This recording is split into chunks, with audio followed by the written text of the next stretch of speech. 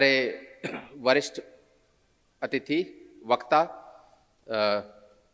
सभी अतिथिगण और देश भर से आए हुए सभी श्रोता, आप सभी का बहुत बहुत स्वागत है। कुछ लोग अभी आ रहे हैं धीरे धीरे, तो कार्यक्रम का हम शुरुआत करते हैं। कार्यक्रम का शुरुआत हम दीप प्रज्वलन से करेंगे। मैं रिक्वेस्ट करूंगा अपने सभी स्पीकर्स से, रिस्पेक्टेड स्पीकर्स से, कि वो प्लीज़ स्टेज पर आए। P N Mishra ji, Shri Nageshwar Rao ji, Acharya Giriratna ji, Ritu ji, please stage पर आइए और दीप प्रज्वलन से इस कार्यक्रम को शुरुआत करने का निर्देश दीजिए। धन्यवाद।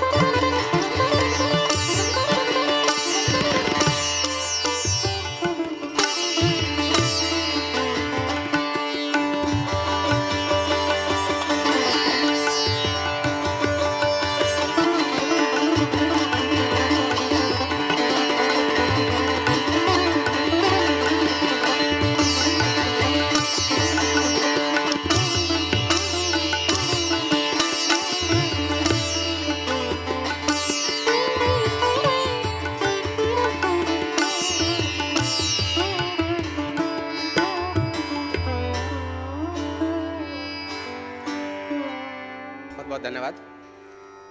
अब मैं चाहता हूं कि सभी अपनी स्टेज, अपना अपना सीट, अपना अपना स्थान ग्रहण कर लें। और हमारे दो छोटे छोटे बच्चे, केजीएफ टीम के ही बच्चे, सरस्वती वंदना करेंगे। बहुत प्यारे बच्चे हैं और आप सब उनका उत्साहवर्धन कीजिए। ये पहली बार किसी स्टेज पर, इतनी बड़ी स्टेज पर पहली बार बच्चे परफॉर्म कर रहे हैं। सरस्वती वंदना इन्होंने बहुत अच्छी तरह से याद किया और बहुत प्यारा बोलते हैं।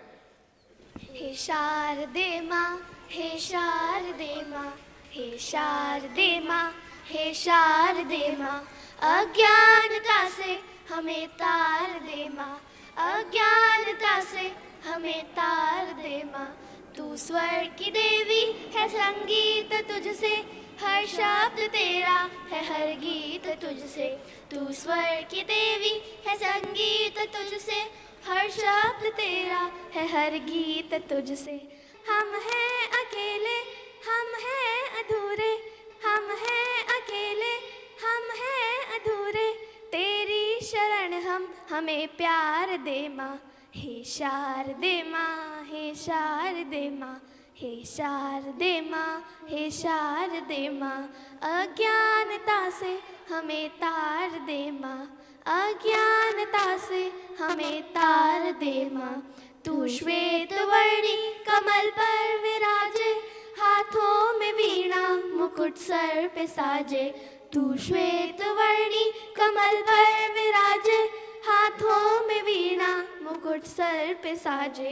मन से हमारे मिटा के अंधेरे, मन से हमारे मिटा के अंधेरे, हमको उजालों का संसार दे माँ। हे शारदे माँ, हे शारदे माँ, हे शारदे माँ, हे शारदे माँ, अज्ञानता से हमें तार दे माँ, अज्ञानता से हमें तार दे माँ। धन्यवाद। धन्यवाद। बहुत अच्छा बच्चों, बहुत बहुत आशीर्वाद। ये हमारे केजीएफ टीम के डॉक्टर चेतन मान जी के बच्चे हैं, बहुत प्यारे बच्चे हैं। केजीएफ जो है वो कुरुक्षेत्र गुरुकुलम फाउंडेशन की शॉर्ट फॉर्म है। कुरुक्षेत्र, गुरुकुलम और फाउंडेशन, ये तीन शब्द जो हैं ये शास्त्र, शस्त्र और संगठन, इनको रिप्रेजेंट करते हैं। आज हिंदू समाज को शास्त्र की भी ज़रूरत है और शस्त्र की भी ज़रूरत है। शस्त्र हमसे छीने जा रहे हैं, हमें शस्त्र विहीन किया जा रहा है, और शास्त्रों को छीनकर हमें ऐसे जब शास्त्रों को हमसे छीन लिया जाता है तो हम ऐसे लोगों के पीछे चल लेते हैं क्योंकि हमारे पास शास्त्रों की गाइडेंस नहीं होती। फाउंडेशन जो है वो रिप्रेजेंट करता है संगठन को। अगर हिंदू संगठित होंगे तो आगे बढ़ पाएंगे। मैं चाहता हूं कि संदीप जी स्टेज पर आएं और कुरुक्षेत्र गुरुकुलम फाउंडेशन ये क्यों शुरू किया इसको बताएं, इसका इंट्रोडक्शन, और सभी अतिथियों का साथ में स्वागत करें। संदीप जी। हेलो सबको मेरा नमस्कार। हमारे जितने भी अतिथि वक्तागण हैं उनका बहुत बहुत धन्यवाद कि वो दूर दूर से आए हैं और बहुत कमिटमेंट समय के प्रति जो है उन्होंने अपने दिखाए हैं और वो आए हैं, उनका बहुत धन्यवाद। श्रोता वर्ग में ही कमिटमेंट थोड़ा कम लगता है, और हालांकि बहुत दूर से, विदर्भ से, कर्नाटका से, आपसे कहें देहरादून से, दिल्ली से, अलग अलग प्रदेशों से, यूपी से, बिहार से, उत्तराखंड से आए हैं लोग। लेकिन शायद ठंड के कारण धीरे धीरे लोग जैसे जैसे दिन चढ़ेगा वैसे वैसे आएंगे। कुरुक्षेत्र गुरुकुलम फाउंडेशन जो है वो उसकी नींव हम लोगों ने रखी थी कि इसके जरिए शास्त्र संगठन, ये इसका हमने मोटो रखा है, इसके जरिए हम सनातन धर्म का जो मर्म है वो आज की भाषा में लोगों तक पहुंचाना चाहते हैं। तो सबसे पहले मैं कुरुक्षेत्र गुरुकुलम के बारे में आप लोगों से बताना चाहूँगा और उसके बाद हम कार्यक्रम को आगे बढ़ाएंगे। पुराणों में कुरुक्षेत्र को जो धर्म क्षेत्र कहा गया, धर्म क्षेत्र कुरुक्षेत्र समवेता युत्सवः, ये कुरुक्षेत्र गुरुकुलम फाउंडेशन का मोटिव वाक्य है, क्योंकि हम सब आज कहीं न कहीं कुरुक्षेत्र में खड़े हैं और ये कुरुक्षेत्र हमारे अंदर भी है और हमारे बाहर भी है। कुरुक्षेत्र का मतलब है पलायन ना करने की प्रवृत्ति, और वो हम सबको सीखना होगा। कुरुक्षेत्र के मैदान में ही भगवान श्री कृष्ण ने गीता का ज्ञान दिया, जब अर्जुन पलायन करने की मनसा बना चुके थे और वो संन्यास मार्ग की तरफ जाना चाहते थे, भगवान से लगातार प्रश्न कर रहे थे। तो कुरुक्षेत्र की धरती से युद्ध और धर्म एक साथ उद्घाटित होता है। गीता जैसा ज्ञान जो सारे उपनिषदों का, वेद का निचोड़ है, वो कुरुक्षेत्र से ही हमें मिला है।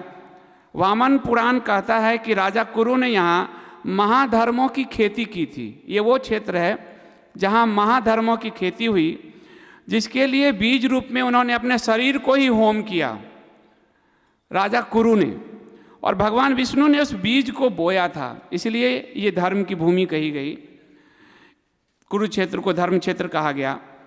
महाभारत का युद्ध इस धर्म क्षेत्र में ही लड़ा गया और इसी धर्म क्षेत्र में गीता का ज्ञान स्वयं भगवान श्री कृष्ण के मुख से धरा पर उतरा, जो सभी सनातन शास्त्रों का सार है।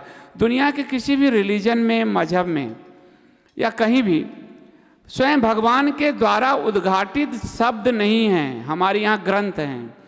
अगर हम पश्चिम के मजहब में देखें तो वहाँ गॉड के बीच में और भक्त के बीच में एक कोई बीच का मीडिएटर है, जिसके कान में कुछ कहा जाता है, फिर वो आपसे बताता है। पर यहाँ भगवान ने स्वयं आपसे कहा है। तो इसलिए सनातन धर्म की जो ऊंचाई है वो किसी धर्म की नहीं है, और गीता के रूप में भगवान का स्वयं का सारा संदेश हम सब के लिए है। सनातन धर्मियों के लिए धर्म क्षेत्र को पुनः जागृत करने के लिए KGF यानी कुरुक्षेत्र गुरुकुलम फाउंडेशन की स्थापना की गई। यह गुरुकुलम पारंपरिक गुरुकुल से अलग है, जिसमें केवल कम वय के छात्र छात्राएं अध्ययन करते थे, पठन पाठन करते थे। यह गुरुकुलम सभी आयु वर्ग, सभी स्त्री पुरुष के लिए है, और ये शास्त्र को आज की भाषा में प्रस्तुत करने का हमारा प्रयास है कुरुक्षेत्र गुरुकुलम फाउंडेशन के माध्यम से। इसका लक्ष्य शास्त्र और संगठन के जरिए सनातन समाज को सुदृढ़ करना है। बिना शास्त्र के अगर शस्त्र उठाएंगे तो कसाई कहे जाएंगे। अर्जुन के हाथ में तलवार योद्धा की तलवार है, और एक जो बकरे को हलाल करने जा रहा है वो कसाई की तलवार है। इन दोनों में डिफ्रेंशिएशन सिर्फ शास्त्र का है। जिसके पास शास्त्र का ज्ञान है, शास्त्र भी उसी के हाथ में शोभा देता है। और धर्म की जो सही व्याख्या है वो अगर नहीं हो तो शास्त्र के बिना शस्त्र रखने वाला फिर वो एक हत्यारा बन जाता है। तो हमारा प्रयास है शास्त्र और संगठन, ये इसके जरिए हिंदू समाज को सुदृढ़ करना। कुरुक्षेत्र में लड़े गए महाभारत की तरह आज भी सनातन धर्मियों के लिए महाभारत का रण सज्ज है। हर जगह आपके युद्ध है, आपके जो भी पर्व त्यौहार है उस पर हमले होते हैं, कहीं आप शिकार हो जाते हैं। हर तरह का युद्ध है, आपके अंदर का है, आपके बाहर का है। लेकिन शास्त्र एवं शारीरिक प्रशिक्षण के प्रति उदासीनता, अज्ञानता और संगठित न होने के कारण हिंदू इस रण से अनभिज्ञ है, उसको नहीं पता है। आज भी हिंदू बहुत सारे अभी मुझे फ़ोन कर रहे हैं, संदीप जी ठंड बहुत है, बाद में आऊँ क्या? अब आप सोच कर देखिए कि युद्ध होगा तो वो क्या कहेंगे, ठंड है बाद में आना मेरे से लड़ने के लिए। ऐसे भी मैसेज आ रहे हैं। कोई कह रहे हैं कि थोड़ा सा धूप निकल जाए, जुकाम हो गया है। तो ये हिंदुओं में जो ये बात है कि वो इसके प्रति अवेयर नहीं है, वो बड़ा खतरा है। इसको हम मुर्गी मानसिकता जिसको मैं कहता हूँ कि वो मुर्गी सोचती है पिंजड़े में बंद है सारी मुर्गियाँ, कसाई एक मुर्गी पे हाथ डालता है, दूसरी मुर्गियाँ सोचती है ये तो इसकी बारी, हमारी थोड़ी, वो तो दाना चुगता रहता है और अंत में फिर अगली बार उसकी बारी आ जाती है। ये भाव अगर जब तक ये चेतना विकसित नहीं होगी, जागरूकता जो है, तब तक बड़ा मुश्किल है किसी भी रण को जीतना। और इसीलिए हमारा प्रयास है कि हम लोगों में जागरूकता लाने का काम करें। केजीएफ में हिंदुओं को सभी सनातन शास्त्रों का अध्ययन आज की भाषा और आज के प्रसंग में कराया जाएगा। आज का प्रसंग आप रामायण में भी देखते होंगे जो हम लोग करते हैं, तो वो आज के प्रसंग को बिना रखे हुए सिर्फ धर्म, तो अर्जुन के जो सन्यास की बात है, तो भगवान जब कह रहे हैं कि स्वधर्मम निधम श्रेया, वो इसीलिए कह रहे हैं कि तुम क्षत्रिय हो और ब्राह्मणत्व की बात कर रहे हो, सन्यास की बात कर रहे हो, तो ये तुम्हें शोभा नहीं देता। तो हम सबको अपने अपने धर्म का, अपने अपने कर्म का, अपने अपने कर्तव्य का बोध होना चाहिए, उसका प्रयास है हमारा। हिंदू धर्म का मतलब केवल अध्यात्म की साधना कर सन्यासी हो जाना नहीं है, बल्कि सनातन धर्म व्यवस्था, समाज व्यवस्था, राज व्यवस्था, अर्थव्यवस्था, शिक्षा व्यवस्था आदि को समाज में लागू करना और नई पीढ़ी को इसके लिए शिक्षित करना है। यहाँ नागेश्वर राव सर बैठे हैं, ये हिंदू इक्वलिटी राइट के लिए बड़ा काम करते हैं। तो हमारे जो अनुच्छेद 30, 28 ये सब हैं, सरकार मान लिया नहीं प्रावधान दे रही क्योंकि हिंदू अपने कोर्स नहीं पढ़ा सकते, तो उसमें हमको ऐड नहीं मिलेगा। ना मिले ऐड, समाज खड़ा हो जाए। जैसे अभी हमारे PN मिश्रा सर हैं, इन्होंने राम मंदिर हमें दिलवाया, पर इन्होंने गुरुकुल आरंभ किया, इसलिए नहीं कि सरकार से ऐड मिलेगा। उस गुरुकुल में बच्चों को वो आज की भाषा में अंग्रेजी भी सिखा रहे हैं, कंप्यूटर भी सिखा रहे हैं और वेद भी सिखा रहे हैं। तो हमें अपने प्रयास करने हैं। सरकार के भरोसे अगर बैठ के रह गए तो हमारा खात्मा तय है, क्योंकि ये कोई भी सरकार आई, XYZ कोई भी पार्टी आएगी, वो उनके अधिकार और ज़्यादा बहाल करेगी, आपके अधिकार जो नहीं है उसको बहाल करने के लिए कोई प्रयास नहीं करेगा। आप देख सकते हैं, यानी आप अपनी शिक्षण व्यवस्था लागू करके गीता, रामायण, महाभारत पढ़ा सके, ये इस आँख से रहते हो तो मुझे नहीं लगता कि संभव है। तो हम सब स्वयं प्रयास करें अपने बच्चों को। अब रूटीन में CBSE में पढ़ा रहे हैं, जहाँ पढ़ा रहे हैं, लेकिन घर में जो नानी दादी की भूमिका थी ना, उसको अडेप्ट करना पड़ेगा, तब जाके फिर धर्म का सही ज्ञान हम बच्चों तक पहुँचा पाएंगे। KGF हिंदुओं के लिए वर्तमान समय में वो पहली संस्था होगी जो महाभारत के गीता ज्ञान, कूटनीति और रण कौशल तीनों को एक साथ लेकर चलेगी। इसलिए आप देखेंगे हमारे में लोगों में भी भगवान श्री कृष्ण हैं और हम भगवान कृष्ण की आराधना करते हैं, क्योंकि अगर सिर्फ धर्म रहेगा तो आप संन्यास के मार्ग पर जा सकते हो। कूटनीति, रण कौशल, आपके पास शास्त्र शस्त्र का अध्ययन ये होना बड़ा आवश्यक है। आदि शंकराचार्य ने सनातन धर्म के पुनरुद्धार के लिए शास्त्रों की रचना के बाद मठों, 4 मठ, 10 अखाड़ों का निर्माण किया या पुनरुद्धार किया। वैसे ही संगठन एवं प्रशिक्षण की आवश्यकता भारत के कानून के दायरे में रहकर आज के सनातनी समाज को उपलब्ध कराना KGF का ध्येय है। KGF शारीरिक बल और प्रशिक्षण के लिए एक स्पोर्ट्स एकेडमी भी बनाएगी, ताकि आप स्पोर्ट्स में अगर आते हैं तो वो शारीरिक स्वास्थ्य भी आता है। शूटिंग सीख जाते हैं, आर्चरी सीख जाते हैं, कुश्ती सीख जाते हैं, बॉक्सिंग सीख जाते हैं, फिर आपको एक्स्ट्रा किसी करने की ज़रूरत नहीं होती, फिर आप सक्षम हैं अपने आप में। जिसमें युवाओं को शूटिंग, तीरंदाजी, मार्शल आर्ट, कलारी पट्टू, कुश्ती, बॉक्सिंग, तलवारबाजी, भाला फेंक आदि का प्रशिक्षण हम देंगे। इससे निकलने वाले छात्र ओलंपिक आदि जो कैरियर बनाना है अंतर्राष्ट्रीय प्रतियोगिता में भी जाएंगे और भविष्य में वो सनातनी छात्र छात्राओं को ट्रेनिंग दे सकेंगे शारीरिक रूप से भी। इसके बाद केजीएफ की शाखा पूरे देश में खोलकर हिंदू समाज को संगठित करने का कार्य आरंभ किया जाएगा। यह शाखा भारत के गांव-गांव में खोली जाएगी। ये हम आज नहीं कह रहे हैं, मुझ पर एक पुस्तक लिखी गई है, अंग्रेजी में है और गोयनका रामनाथ गोयनका पुरस्कार से अवार्डी जर्नलिस्ट ने लिखी है, एच पॉप, हिंदू पॉप करके है। तो उसमें मैंने उस जमाने में कही हुई कि ये हमारा संकल्प है कि जब तक गांव-गांव हमारे अखाड़े चलते थे, हमारे गांव में मंदिर को केंद्र बना के अखाड़े आदि चलते थे, धर्मशालाएं चलती थी, आपको मंदिर और अलग अलग प्रकल्प चलता था, वो सब आज ध्वस्त है। कुछ मंदिर पे ताले पड़े हुए हैं, कोई जाता नहीं जैसी स्थिति है। केजीएफ से निकले सनातनी ही इस केंद्र का संचालन करेंगे। इस शाखा की रूपरेखा में आधुनिक शिक्षा के साथ हिंदू शिक्षा देने वाले विद्यालय, स्पोर्ट्स अकेदमी, पुस्तकालय, आयुर्वेदिक चिकित्सालय, सांस्कृतिक केंद्र, गौशाला, धर्मशाला आदि का निर्माण धीरे धीरे करके हिंदुओं के लिए रोजगार भी और उनका संगठन भी, ये दोनों मोर्चों पे काम होगा। और इस शाखा को गांव एवं कस्बों के मंदिर को केंद्र में बनाकर हम काम करेंगे। हम मंदिर को टारगेट करेंगे और हमने कुछ मंदिर पे हमारा काम शुरू कर दिया है। अभी जहाँ मेरा ऑफिस है कपोत मीडिया का, वो एक मंदिर में है और मंदिर को जो हर महीने हम पे करते हैं उससे वो मंदिर चलता है। तो हम उसको अप्लाई कर रहे हैं मंदिर, एक मंदिर अब हमारी जितनी क्षमता है उसको सशक्त करने का और उसके आसपास फिर हम एक केंद्र विकसित करने का, तो वो दिल्ली में हम कर रहे हैं इसको। इसमें प्राचीन मंदिरों का पुनरुद्धार और नए मंदिर का निर्माण भी सम्मिलित है।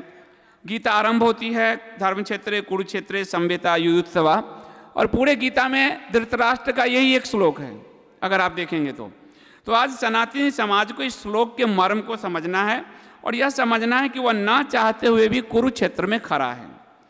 वह किसी भी हाल में इस धर्म क्षेत्र कुरुक्षेत्र से पलायन नहीं कर सकता। अर्जुन की तरह वो चाहे लाख नाक रगड़ ले, आज वो नहीं तो उसके बच्चे नहीं तो उसके पोते, वो फंसेंगे, क्योंकि पलायन कोई रास्ता ही नहीं है, उसका कोई मार्ग हमारे लिए है ही नहीं, वो बंद हो चुका है पूरी तरह से। पलायन वृत्ति के लिए वैसे भी जीवन नहीं होता। तो केजीएफ का उद्देश्य हिंदुओं को आधुनिक संदर्भ में इस धर्म क्षेत्र कुरुक्षेत्र को जीतने योग्य बनाना है। ये हमारा संकल्प है, ये हमारा लक्ष्य है। ये कुरुक्षेत्र गुरुकुलम फाउंडेशन का एक परिचय है छोटा सा जो मैंने आप लोगों को दिया है। इसके बाद आज का जो ये सेमिनार हमने रखा जिसमें हमारे सारे वक्ता आए हैं और बोलेंगे, ये सेमिनार हमने क्यों रखा? ये पहला सेमिनार है। वैसे कुरुक्षेत्र के प्रोग्राम और भी हुए और हमारे प्रोग्राम में शंकराचार्य जी, ज्योतिष मठ के शंकराचार्य जी ने हमारे छात्रों को 70 छात्रों को सर्टिफिकेट दिए। ये कम होता है कि बाहरी एजुकेशन इंस्टीट्यूट के छात्रों को शंकराचार्य जी सर्टिफिकेट दें। अन्य भी छोटे छोटे काम किए, लेकिन बड़े लेवल पे ये हमने पहली बार किया।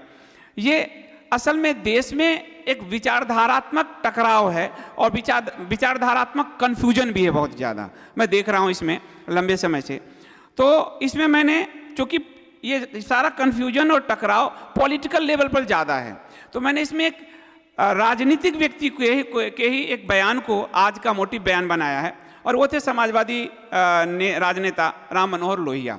उनका एक बड़ा अच्छा लेख है और उन्होंने लिखा कि राम, कृष्ण और शिव भारत में पूर्णता के 3 महान स्वप्न हैं। भारत पूर्ण ही नहीं होता इन 3 के अलावा। आप इसको माने ना माने, लेकिन राम, कृष्ण, शिव ने भारत के पूरे मानस को गढ़ा है। किसी भी रूप में हो, आप किसी भी तरह से हो, आपके जीवन में इन तीनों का समावेश है, इन तीनों का पदार्पण किसी न किसी रूप में है। और इसलिए वो कह रहे हैं कि ये भारत के पूर्णता जब भी होगी, ये वो 3 महान स्वप्न हैं, राम, कृष्ण और शिव। सबका रास्ता अलग अलग है। राम की पूर्णता मर्यादित व्यक्तित्व है, कृष्ण की उन्मुक्त या संपूर्ण व्यक्तित्व है और शिव की असीमित व्यक्तित्व में, लेकिन हर कोई अपने आप में पूर्ण है। पूर्णता ही आपको परब्रह्म से मिलाता है। आत्मा परमात्मा का जो आप अगर देखते हैं, जब तक आपकी आत्मा प्रौढ़ नहीं होती, आत्मज्ञान प्राप्त नहीं होता, तो आपकी यात्रा भी पूरी नहीं होती और वो चक्कर जो है 84 लाख योनियों का चलता रहता है। तो राम मनोहर लोहिया उसको पॉलिटिकली रूप में कहते हैं कि ये तीनों पूर्ण हैं और यही तीनों आपको पूर्ण बनाएंगे। राम और कृष्ण विष्णु के 2 मनुष्य रूप हैं, उनका कहना है, जिनका अवतार धरती पर धर्म का नाश और अधर्म के बढ़ने पर होता है। कि जब जब धर्म का नाश होता है, अधर्म बढ़ता है, तो वो अवतार लेते हैं या न किसी को भेजते हैं। कई लोग देखता हूँ मैं, जो वामपंथी विचारधारा होती है कि जब मुगल काल था तो कहाँ राम और कृष्ण ने तुम्हारे अवतार लिया, क्यों नहीं लिया अवतार। अब कोई राणा प्रताप, कोई शिवाजी, कोई बाजीराव पेशवा, वो 25 से 30 साल में पूरा पारसी ईरान हो गया, पूरा यूरोप स्पेन तक उन्होंने जीत लिया। ये 1000 साल 800 साल उन्होंने संघर्ष किए, तब भी यहाँ 80% हिंदू है। तो किसी राणा, किसी पेशवा, किसी छत्रपति शिवाजी, किसी राजा राम की पत्नी ताराबाई के जरिए उन्होंने ये लड़ाई लड़ी है। भगवान तो अर्जुन के लिए चक्र भी उठाने नहीं आए थे, वो तो प्रेरणा दे रहे थे। लेकिन ये आपको आज के समय में कहा जाएगा कि राम कहाँ आए तुम्हारे। एक तुलसीदास ने एक रामचरितमानस से पूरे हिंदू समाज को बचा लिया। ये राम आए नहीं तो कैसे होगा। घर घर रामचरितमानस ने ब्रिटिशर्स ने लिखा है कि इसके कारण धर्मांतरण में सबसे बड़ी बाधा कोई एक ग्रंथ है तो रामचरितमानस है। घर घर उसके कीर्तन होते हैं। गांव में शनिवार को सुंदरकांड हो रहा है, मंगलवार को कीर्तन हो रहे हैं। तो राम अब कैसे आपको दिखाएंगे, खड़े होकर दिखाएंगे क्या। राम को धारण करने का न हृदय है लोगों के अंदर, न नेत्र है वैसा, न मन है वैसा। तो राम और कृष्ण किस रूप में आएंगे ये लोगों को, आपको, हमको पता नहीं होगा। हाँ, लेकिन वो आए उसके लिए आप उस तरह के माहौल, उस तरह के धर्म साधना अगर करेंगे। कोई राणा प्रताप यदि घास की रोटी खाते हैं, कहते हैं, राणा प्रताप अगर यदि लड़ते हैं तो उनमें ही प्रकट होंगे। कोई छत्रपति शिवाजी यदि गुरिल्ला युद्ध लड़ते हैं तो उनमें प्रकट होंगे। कोई बाजीराव में प्रकट होंगे, हम में आप में तो होंगे नहीं। तो ये जो तर्क दिया जाता है कुतर्क, उसका जवाब जो है वो राम मनोहर लोहिया भी कहते हैं कि जब जब धर्म का नाश होता है वो आते हैं। राम और कृष्ण ने मानवीय जीवन बिताया, लेकिन शिव बिना जन्म और बिना अंत के हैं। ईश्वर की तरह अनंत हैं, लेकिन ईश्वर के विपरीत उनके जीवन की घटनाएं समय क्रम में चलती है, क्योंकि ईश्वर तो महाकाल है, वो समय से परे है। पर उन्होंने चूंकि मानव जन्म लिया तो जन्म भी लिया और मृत्यु को भी भोगा। तो मानव जीवन को इससे शिक्षा लेनी है कि आपकी यात्रा ऐसी ही रहने वाली है, जन्म, जीवन, मरण, और उसी में आपको कुछ ऐसा करके जाना है जिससे इस धर्म समाज के लिए आप कुछ कर सकें। और विशेषताओं के साथ, इसलिए वे ईश्वर से अधिक असीमित हैं।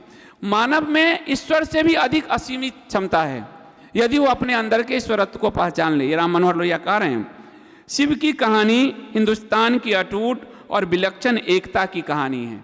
शिव की जो कहानी है उनका विलक्षण, यानी जो स्त्री पुरुष का संघर्ष आज चल रहा है समाज में, नया नया नारीवाद, फेमिनिज्म, अगर शिव में देखिए तो स्त्री पुरुष दोनों का विलय हो जाता है अर्धनारीश्वर रूप में। संघर्ष ही खत्म हो जाता है पूरा। लेकिन एक संघर्ष पश्चिम के ने संघर्ष क्रिएट कर दिया, और वो संघर्ष जो समाज को, परिवार को बनाना था, वो संघर्ष में तब्दील हो गया। तो राम मनोहर लोहिया उसी की तरफ इशारा कर रहे हैं। शिव का एक दूसरा भी काम है जिसका औचित्य साबित करना कठिन है। उन्होंने पार्वती के साथ नृत्य किया। एक एक ताल पर पार्वती ने शिव को मात दिया, तब उत्कर्ष आया। यानी पुरुष और प्रकृति के उत्कर्ष से पूरी सृष्टि है, वो ये बात कह रहे हैं। इसलिए वो कह रहे हैं कि ये इन तीनों के बिना पूर्ण नहीं होते। प्रकृति, पुरुष, ये जो कुछ भी हो आप इन्हीं तीनों के स्वरूप में हो। जब एक भक्त ने उनके बगल में पार्वती की पूजा करने से इनकार कर दिया तो शिव ने आधा पुरुष और आधा नारी, अर्धनारीश्वर का रूप ले लिया। ये राम मनोहर लोहिया लिखते हैं। धर्म और राजनीति, ईश्वर और राष्ट्र या कौम हर जमाने में एक जगह मिलकर चलते हैं। धर्म और राजनीति दो नहीं है। यहाँ जो धर्मनिरपेक्षता कहा गया असल में वो एंटी हिंदुइज्म है। वो धर्मनिरपेक्षता का मतलब है असुर प्रवृत्ति। जिसने धर्म धारण नहीं किया वो भाई बहन के बीच के संबंध को भी नहीं समझ सकता। उसको वो मादा नजर आएगी, उसको वो नर नजर आएगा। तो धर्म वो है जो आपके जीवन में हर जगह है, तो वो राजनीति में भी है। तो धर्म और राजनीति, ईश्वर और राष्ट्र हर जमाने में हर जगह मिल जाते हैं। और इसके बिना न राष्ट्र का विकास है, न मनुष्यता का विकास है, न व्यक्ति का विकास है, और न समाज का विकास है। हिंदुस्तान में यह अधिक होता है। उन्होंने लिखा, रेगिस्तानी इलाकों के देवी विश्वास, यहूदी, ईसाई और इस्लाम के सभी देवता मिट चुके हैं। ये राम मनोहर लिख रहे हैं, मनोहरिया लिख रहे हैं। हम नहीं लिख रहे हैं कि हम लोगों पे कोई आरोप लगाए। कि रेगिस्तानी इलाकों के दैवीय विश्वास, यहूदी, ईसाई और इस्लाम सभी मिट चुके हैं। और आज जो लोग समाजवाद की बात करते हैं, राम मनोहर लोहियावादी कहते हैं, वो आज राम मनोहर लोहिया के कहे को ही रौंद रहे हैं अपने पैरों से, अगर देखा जाए तो। सिवाय एक के जो ऊपर और पहुंच से बाहर है, यानी कोई अल्लाह या गॉड है, तथा उनके पहाड़, मैदान और नदियाँ किंवदंतियों से शून्य है। वहाँ कोई कथा नहीं है, वहाँ कोई जीवन नहीं है, वहाँ कोई धड़कन नहीं है, जो पश्चिम के हमारे मजहबी रिलीजन जो भी हैं। केवल पढ़े लिखे लोग या पुरानी गाथाओं की जानकारी रखने वाले कुछ लोग माउंट ओलिपंस के देवताओं के बारे में जानते हैं, इससे ज़्यादा उनका कोई रिलीजन से। अब अभी एक पर्व त्यौहार मनाया जाएगा कुछ दिन बाद, वो एक प्लास्टिक के पेड़ पे पूरे पर्यावरण का नाश कर दिया, प्लास्टिक के पेड़ पे मना रहे हैं। तो राम मनोहर लोहिया यही करेंगे, कोई किंवदंतियाँ नहीं है, कोई धर्म नहीं है, कोई जीवन नहीं है वहाँ। लेकिन भारत में जंगलों पर अटूट विश्वास है। चंद्रमा को जड़ी बूटी का देवता कहा जाता है। पहाड़, जल, जमीन के साथ हमेशा चलने वाला खिलवाड़ देवताओं और उनके मानवीय रूपों को सजीव रखता है, इसमें निखार लाता है। हम पीपल को भी पूजते हैं, यही हमारी सजीवता है। हम बरगद को भी पूजते हैं, यही हमारी सजीवता है। हम चंद्रमा के साथ भी पर्व त्यौहार मनाते हैं, ये हमारी सजीवता है। हम सुबह उठकर सूर्य को जल देते हैं, ये हमारी सजीवता है। और जो सजीव है वो मुर्दा कैसे रह सकता है, वो अपूर्ण कैसे रह सकता है, ये राम मनोहर लोहिया कह रहे हैं। हे भारत माता, वो कह रहे हैं, हे भारत माता, हमें शिव का मस्तिष्क दो, कृष्ण का हृदय दो, राम का कर्म दो, वचन दो। हमें असीम मस्तिष्क और उन्मुक्त हृदय के साथ साथ जीवन की मर्यादा से रचो। यानी शिव के मस्तिष्क के बिना, कृष्ण के हृदय के बिना और राम की मर्यादा के बिना न ये देश है, न ये सनातन धर्म है और न यहाँ की मनुष्यता है। इसलिए इसको जीवित रखना, भारत को और सनातन धर्म का जो पूर्ण स्वरूप, जिन्होंने कहा कि स्वप्न पूर्ण होता है इन तीनों में, वो इन तीनों के जरिए पूर्ण होता है और इनके स्वरूप को अपने अंदर जीवित रखना ही पूर्णता की निशानी है। ये उन्होंने 1955 में लिखा था, अंग्रेजी पत्रिका थी मैनकाइंड, उसमें उन्होंने लिखा था। लेकिन दूसरी तरफ हम कुछ और विचारधारा को देखते हैं। यदि हम देखेंगे तो हमारे देश में जैसे अभी हम सत्ता प्रतिष्ठान है, वो कहना है कि भारत जहाँ भी जा रहे हैं, भारत गांधी और बुद्ध की धरती है। यानी राम कृष्ण शिव को खरोंच दिया गया, खत्म कर दिया गया। भारत क्या है, भारत का जो स्वरूप है वो दुनिया के सामने प्रस्तुत ही नहीं किया जा रहा। अभी भी आपने देखा कि ब्रिक्स देशों का जो एक कॉमन मुद्रा आया, उसमें ताजमहल डाल दिया। तो भारत के उस स्वरूप को जो 14 के पहले का शासक वर्ग जिस स्वरूप को अडेप्ट किए हुए था, वही वर्तमान का शासक वर्ग भी उसी ताजमहल के इर्द गिर्द चक्कर लगा रहा है। और गांधी और बुद्ध को कहने के बाद आज आप लोग अगर बैठेंगे तो बुद्ध असल में क्या है वो आपको हमारे सर पीएन मिश्रा साहब अपने भाषण में बताएंगे। तो गांधी और बुद्ध का कहने का मतलब है कि भारत की एक तो आयु ही कम कर दी, कि भारत मतलब कुछ 100 साल कुछ दशक पुराना भारत है, इसके अलावा नहीं है। दूसरा कह दिया कि बुद्ध और गांधी की धरती का मतलब है कि चीन हमारे 2020 से कैलाश मानसरोवर की यात्रा को रोके पड़ा है, लेकिन हम गांधी बुद्ध की धरती है, हम कोई प्रतिक्रिया नहीं देंगे। बांग्लादेश की जो सीमा पे हमारा अमेरिका आ गया है, लेकिन हम राम और कृष्ण की भूमि है, कोई प्रतिक्रिया नहीं देंगे। वो बांग्लादेश की एक अस्थायी सरकार जो अस्थायी है, वो भी हमें धमका जाता है, पर हम कोई प्रतिक्रिया नहीं देंगे क्योंकि हम कृष्ण और गांधी और बुद्ध की धरती हैं। हमें छोटा सा श्रीलंका भी आंखें तरेड़ देता है, छोटा मालदीव भी आंखें तरेड़ देता है। कभी अमेरिका का ट्रंप कह देता है कि हम ट्रेड वॉर करेंगे आपके साथ, कभी ब्रिटेन कुछ से कुछ कह देता है। यह जो अंदर का भाव है, ये जो जकड़न है, ये जो बर्फ पड़ा हुआ है अहिंसा का, असल में अहिंसा नहीं है, ये कायरता है और उसे पूरे समाज पर, देश पर थोपने का प्रयास चल रहा है। राम जब आप जानते हैं वन गमन कर रहे हैं, तो वो जब उनको मिल गया वनवास की सजा, तो वो लक्ष्मण को सबसे पहले कहते हैं कि तुम गुरु वशिष्ठ के पास जाओ, मेरे दोनों धनुष पड़े हुए हैं, तरकस पड़े हुए हैं, वो लेकर आ जाओ क्योंकि अब हमें वन गमन करना है। तो राम अपने धनुष को भी ध्यान रखते हैं, 2-2 धनुष लेते हैं, तलवार लेते हैं, कवच लेते हैं, हाथ में ग्लव्स पहनते हैं। वो वहां जा रहे हैं और 14,000 राक्षसों से खरदूषण का जो साम्राज्य था पूरा जनस्थान में 14,000 राक्षसों से भिड़ जाते हैं। यहाँ क्या कहा जा रहा है कि जो जिसने ले लिया उसको छोड़ दो जी, अहिंसा, गांधी की बात और बुद्ध की बात। और शायद यही कारण है कि आप देखेंगे कि हमारे हार की या हमारे विभाजन की एक बड़ी वजह इस तरह का थॉट प्रोसेस रहा है। वैसे अन्य भी थॉट प्रोसेस है, अगर आप देखिए जो दूसरे लोग हैं वो तो गांधी और बुद्ध को मानने को तैयार नहीं है।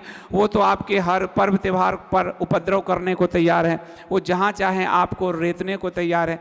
तो ऐसे में आप गांधी बुद्ध को कब तक ढोते रहोगे?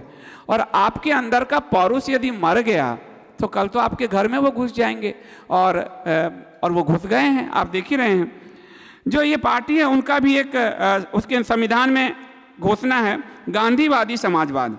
अब मुझे याद है कि मैंने कहानी कम्युनिस्टों की लिखी है, गांधी यदि सबसे ज़्यादा गांधी का घृणा अगर दिखता है, गांधी घृणा नहीं करते पर गांधी का थोड़ा सा अगर घृणा दिखता है तो कम्युनिस्टों के प्रति दिखता है। वो कम्युनिस्ट के जो तब महासचिव थे पीसी जोशी थे शायद, उनको जो गांधी ने पत्र लिखे हैं वो कम्युनिस्टों को बहुत ही कड़वा बोल रहे हैं, वो बहुत ही हार्ड लैंग्वेज में बोल रहे हैं। लेकिन गांधीवादी समाजवाद उसमें घुसेड़ के बिल्कुल कंफ्यूजिंग अवधारणा दे दी गई है कि ये क्या है पता नहीं, वो भी नहीं जानते, लेकिन वो भारत पर थोप रहे हैं इसको। भारत की जो पूर्णता के महान स्वप्न है रामकृष्ण और शिव, उसका तो आप देखते हैं पर्यटन का बिजनेस बना दिया गया। आप काशी में जाइए, काशी में अभी हम लोगों ने खूब रोया धोया तो कुछ मंदिर से फिर से पुनर्जीवित किया गया है। काशी कॉरिडोर में काशी का जो तंत्र का जो ऑरा है वो पूरा ध्वस्त हो गया, पूरी तरह से तोड़ दिया गया है काशी के मंदिरों को अगर आप देखें। और मंदिर मूर्तियाँ हमारे पर्यटन का स्थान बनते जा रहे हैं। काशी को बैंकॉक बनाया जा रहा है, वहाँ के खुद नेता कह रहे हैं कि हम यहाँ मसाज सेंटर पता नहीं क्या क्या खोल रहे हैं। तो काशी का वो पूरा ऑरा ही गंगा की सफाई की बात थी, अगर काशी की इस पार की गंगा में आप नहा लें तो आपको सीवर की बदबू आती है, आप आचमन नहीं कर सकते, स्थिति इतनी खराब है। लेकिन पर्यटन के नाम पर काशी के लोगों ने, मुझे शंकराचार्य जी ने बताया ये बात कि काशी के जो रोज सेवा करते थे भगवान विश्वनाथ की, उन्होंने रोज सेवा छोड़ के किसी और मंदिर को पकड़ लिया, क्योंकि अब 350 का टिकट लगाइए, सावन में 700 का टिकट लगाइए, आपको वहाँ भगवान पर तक जाने नहीं दिया जाता। तो सब कुछ बिजनेस यदि हो गया तो धर्म खत्म हो जाएगा, और यही एक प्रयास चल रहा है इस भारत में। तो दूसरी जो विचारधारा है वो रामकृष्ण शिव को नहीं मानती, जो दूसरी जिनको मैं पंचमकार विचारधारा कहता हूँ, उनका एक अलग ही पूरा वितंडा चल रहा है भारत के ध्वंस का। तो ये सब चीज़ें अगर हमारे जो समाज के अगुवा हैं वो यदि हमें समझाते हैं तो हमें समझ में आएगा कि ये चीज़ें क्या है, क्यों इस तरह का भारत के स्वरूप को, वर्तमान स्वरूप को बिल्कुल ही एक मिटाने का प्रयास चल रहा है, और हर तरफ से चल रहा है। नो लेफ्ट नो राइट वाली बात है, कोई राइट विंग नहीं, कोई लेफ्ट विंग नहीं, दोनों का एक कॉमन शत्रु है हिंदू, दोनों का एक कॉमन जिसे वो घृणा करता है वो सनातन धर्म है। दोनों ही सनातन धर्म को नहीं मानते, पर एक सनातन धर्म का दिखावा करता है राइट विंग, लेफ्ट सनातन धर्म से घृणा दिखाता है, और दोनों एक दूसरे के काम को सपोर्ट करते हैं, दोनों एक दूसरे के सत्ता में सहायक बनते हैं, और हिंदू लगातार ठगा जा रहा है। स्वतंत्रता से पहले हिंदू बैठा था, मैं जब, और वो गांधी आएंगे बचाएंगे, विभाजन नहीं होने देंगे, उन्होंने अपने उस पर कहा। मैं उस जमाने के आज अखबार को पलट रहा था तो मुझे सारा वो लेख मिला नागरिक प्रचारणी सभा में, मैं लाइब्रेरी में बैठकर, तो मुझे समझ में आया कि लोग उनके आशा में बैठे थे और भारत का विभाजन हो गया और लोगों को कुछ समझ में नहीं आया, और जो पश्चिमी पाकिस्तान में रह गए, जो पश्चिम भारत था उस समय का पाकिस्तान, वहाँ के लोग एकदम मारे गए। तो किसी के भरोसे बैठे रहना, वो भगवान कृष्ण यही अर्जुन को कह रहे हैं, भरोसे नहीं बैठना है। ये हिंदू जो भरोसे बैठना सीख गया, एक नेता है यही सब कर देंगे, ये हैं तो कर देंगे, 4 कदम अभी पीछे हटे हैं फिर कर देंगे, ये कह रहे हैं तो कुछ ठीक ही कह रहे हैं। ये अपने आत्महंता स्थिति है, अपने पर विश्वास न होने की स्थिति है, और जो अपने पर विश्वास नहीं करता उसके अंदर परमात्मा भी, कभी भी परमात्मा का सहायता भी उससे नहीं मिलती, उसके अंदर परमात्मा तत्व तो है ही नहीं, वो जड़ है। तो ये जो है आपको ये अभी जो ये प्रयास किया जा रहा है इस सेमिनार में, धर्म, अध्यात्म, समाज, राजनीति से के बढ़कर एक से बढ़कर एक जो हमारे जानकार आए हैं और अभी सेकेंड हाफ में और आएंगे, वो सब हमें एक दिशा निर्देश देंगे कि हमें किस तरह चलना चाहिए। कुछ पीपीटी प्रेजेंटेशन के जरिए, कुछ अपने अनुभव के जरिए ये हमें देंगे और बताएंगे कि इस समाज को क्या दिशा होनी चाहिए। और इसमें वही लोग आए हैं जो बिना लेफ्ट राइट के झंझट में पड़े हुए सीधी सनातन धर्म, हिंदू धर्म की बात करते हैं। तो आज पूरा दिन एक अच्छा सेशन होगा आप लोगों का। अभी फर्स्ट हाफ, उसके बाद लंच है, उसका सेकेंड हाफ, और उसके बाद फिर एक सेशन है, और उसके बाद हमने सोचा भजन संध्या, क्योंकि भक्ति भी हमारा एक रस है, तो उसका आयोजन होगा। तो आप सब आज हमारे जितने भी हमारे माननीय अतिथिगण आए हैं उनके सानिध्य में आप लोग, मुझे लगता है यहाँ से जितने भी लोग आए हैं एक व्यक्ति से बदलाव आता है। अभी मिश्रा सर सुना रहे थे, एक हरिहर और बुक्का ने दक्षिण के पूरे साम्राज्य को बचा लिया, एक माधवाचार्य जी ने दक्षिण के पूरे साम्राज्य को बता लिया। तो एक व्यक्ति भी यहाँ अगर वो जागृति का भाव ले लेता है तो हम सनातन धर्म के का जो मूल कोर सिद्धांत है, हम किसी को तंग भी नहीं करते और कोई तंग करने आता है फिर छोड़ते भी नहीं हैं। और हम अपने शास्त्रों का अध्ययन करें, शस्त्र को धारण करें कानूनी रूप से, और हम संगठित हों, इसी प्रयास के लिए ये सेमिनार है।